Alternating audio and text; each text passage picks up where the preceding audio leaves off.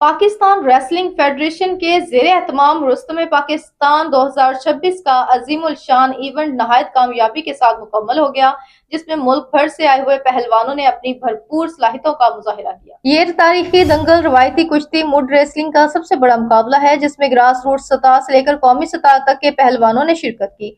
जिलाई divisional और सूबाई मुकाबलों के बाद मुंतखब होने वाले पहलवानों के दरमियान प्री क्वार्टर फाइनल और सेमी फाइनल के दिलचस्प मुकाबले करवाए गए, जिसके बाद फाइनल के लिए बेहतरीन पहलवानों का इंतखाब किया गया। टाइटल मुकाबले में मोहम्मद गुलजार गुल्लू पहलवान ने शानदार कारकर्दगी का मुजाहिरा करते हुए मोहम्मद अदनान टीरावाला को सख्त मुकाबले के बाद शिकस्त दी।